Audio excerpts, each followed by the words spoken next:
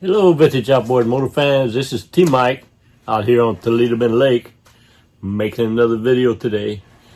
Today's video is going to be on a restore I'm doing on this Johnson 3 horsepower, and it ain't pumping water. Doesn't pump water. So we're going to make this video together and troubleshoot this 3 horsepower and see if we can make it work. So if everybody's ready, here we go. All right, so this nice little beauty, one of my favorite motors, favorite year, it's a 1958 Johnson 3 horsepower JW-14, and it's for Mark in Alabama, and it's a full restore. Man, I've had a lot of trouble with this motor, and Mark told me I would because it's been in salt water all its life. So the power head had low compression on one side. I had to find another one in my inventory that had good compression, put it on there. And he had the typical saltwater problems with the bolt and some of the hardware tilt, and had a lot of parts I had to change. But man, I got it running great. Did a barrel test on it, not pumping water. So these are the videos that I like to make, troubleshooting. I do it real time. No telling, I might have just not put the gear case water tube inserted correctly. That might be all it is. Might have trouble inside the power head. Who knows? So that's why I like doing these videos, because if you have a motor you're restoring, or your motor yourself quits pumping water and you want to know how to run trouble, maybe this video will help you. All right, so let's see what we're going to do. So I got a choice, all right? It's not pumping water. I'll shoot it with the power meter, and it gets up to 200 degrees, in 2 or 3 minutes. And there's no spray coming out anywhere, so I know it's not pumping. So I got a choice. I can pull the gear case off and see if it's inserted properly. I know the gear case is pumping water because I shot a video of it in my 5-gallon bucket. Here's the video. Here's the 3 horsepower pumping water.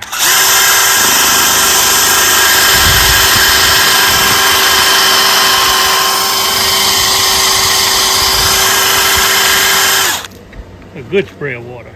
Okay, so I know that this gear case pumping water. I either didn't insert it right, or there's a blockage in the power head. So T-Mike trick is for me is going to be, I'm going to loosen the 5 bolts underneath here that hold the power head on, and the whole unit is just going to come right off.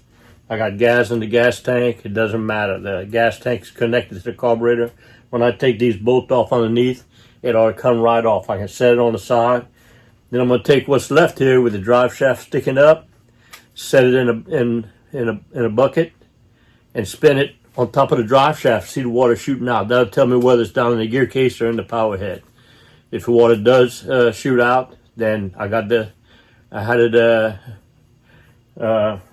in the gear case inserted correctly. If the water doesn't shoot out, I'll take the gear case off, and it'll be the water tube problem down here probably.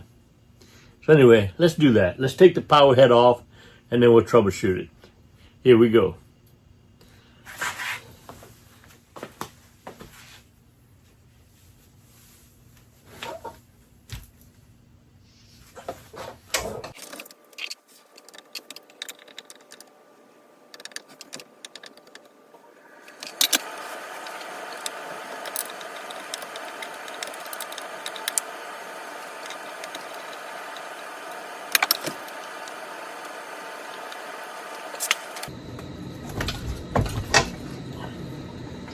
All right, there it is.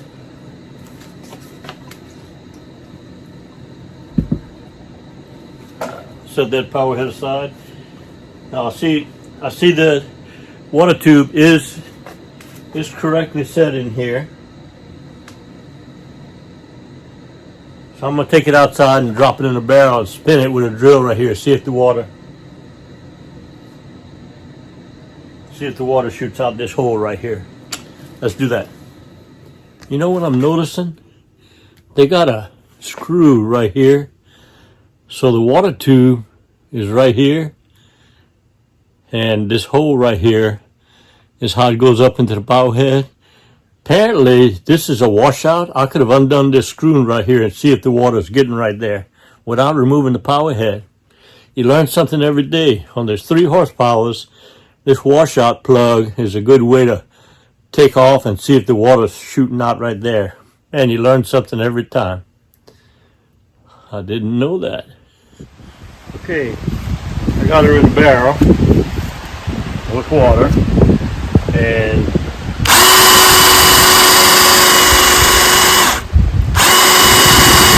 she is pumping water. There's that screw for testing, so I do have it stopped, right? It is pumping water. Let's put it all back together.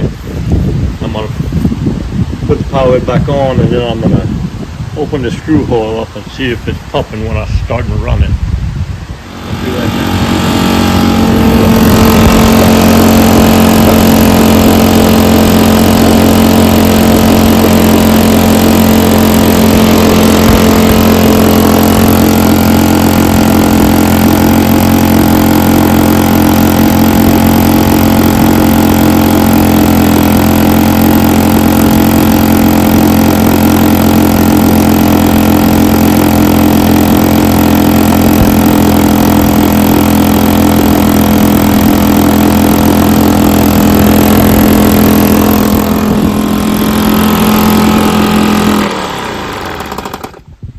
Not pumping water.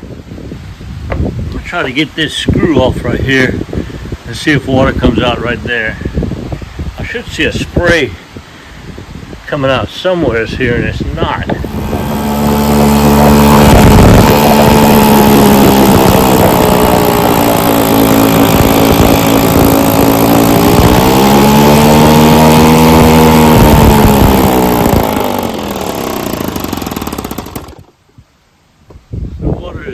Coming out right here. So that tells me that it's pumping all right, but it ain't pumping enough. Gotta figure that out. I think it's possible that my gear case is not in the water enough. Impeller is sitting right here. One might need to be up here. I must have put something underneath my tub to pick it up higher, see if I can get more water there. Let's try that.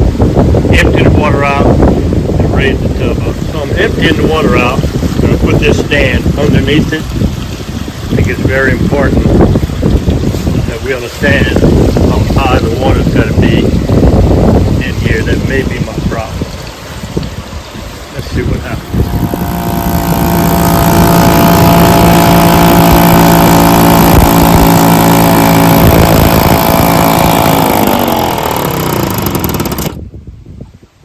Okay, I changed buckets out.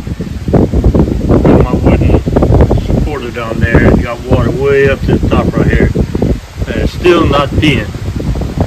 Still not pushing water. Don't understand that. I'll work on that impeller, I guess. Pushing more water. We'll have to talk about this one. This is a good one. Okay, I'm really confused now. Took it all apart again, and shoots water like crazy. All there.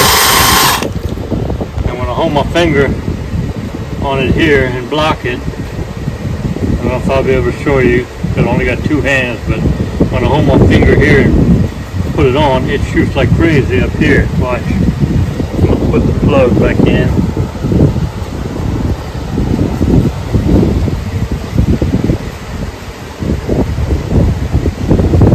Put the plug back in, and then spin the drill. Shooting water like crazy. So I took the power head and I took the exhaust cover off. This is the hole where the water goes in, and if you look at it inside here, it is completely dry. The chamber where the water goes through, the chamber is completely dry, and it's not blocked right here, because I can put my screwdriver in there. my screwdriver up in there. See my screwdriver? There's my block. So the blockage is somewhere right here, but it's not blocked. I don't know.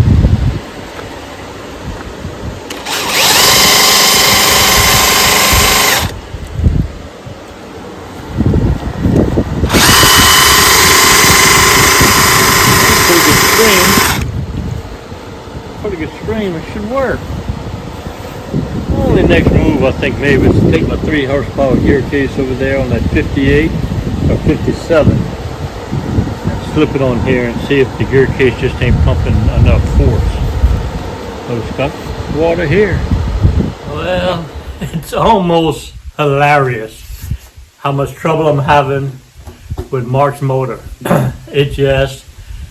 I'm gonna name it T Mike's Waterless Wonder. I'm gonna turn this into a comedy. It's a real dry comedy. I just can't figure it out. I don't know. I'm gonna end this one with episode 1 of T Mike's Waterless Wonder. I mean, I can put a drill on it and it pumps water out through the lower unit here, out through the flush kit, and when I put the power head on it, it doesn't pump water, and I've taken the bypass cover off and looked at it as dry as can be in there. So to me the trouble is right here where the water hits the power head, but I've looked at the hole in there. It's good. I don't know, it's kind of funny. It's a waterless wonder. So we're gonna end episode 1 and I'm gonna dream about it tonight and get started on it again. I'm trying to get this restore done for Mark.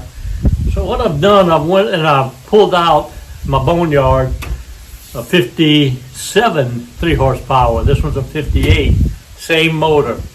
So I got it out of my boneyard. I'm gonna get it running and pumping water and then start swapping parts. I did change out the power head for Mark on this one, but it's the same power head. I don't know. I'll swap power heads and gear cases till I get the Waterless Wonder pumping water. All right, so I hope y'all enjoyed episode 1. Stay tuned for episode 2. It's going to be real funny. See y'all next video. Hey, you want to win a free prize? That's right, T Mike's giving away free prizes. All you got to do is go to T Mike's website, tmikevintageoutboards.com. The link is below, and find the link for T Mike's trivia quiz.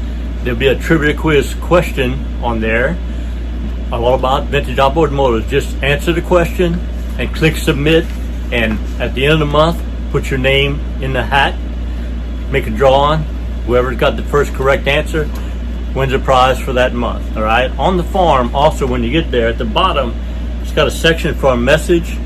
It says talk about your vintage outboard motor or your experience with T Mike. So if you want to put some personal details down there, I might read a few of them out during the live stream. So win your monthly free prize, no cost. Just go to T Mike's website, tmikesvintageoutboard.com, click on T Mike's trivia quiz and answer the question. Here we go. I hope you enjoyed the video. I know I enjoyed making it. If you did, hit the like button and also hit the subscribe button and catch all my videos. You know, my passion are these vintage outboard motors. Johnson & Evinrude, 1950s, 60s, and 70s, 3 horsepower to 18 horsepower. I think I have all the videos, over 500 videos, on everything you need to know to repair, service, and restore your vintage outboard motors. I have all the parts, all the videos, and all the parts manuals for you to do that. I love what I do. The best way to reach me is on my website, tmikevintageoutboards.com. You go to that website, I have links for everything you need. I have links for all the parts you need. If you don't know the parts you need, there's a link called the Parts Broker where you can fill out the form and submit it to me, and I'll find your part for you. All right. I also have a link for a mail-in repair service where you can ship me your carburetor, your gear case, or your magneto. I'll repair it, video it, put it on YouTube, and ship it back to you. I also have a link for technical consulting. If you have a question, just fill out the link. There's a donation page if you want to help pay T Mike, and I'll answer your question and get back to you. That's the best way to reach me, is on my website, tmikesvintageoutboards.com. I love what I do. It's been a great ride, and remember, always remember and never forget, here at T Mike's Vintage Outboards, we're doing it one motor at a time.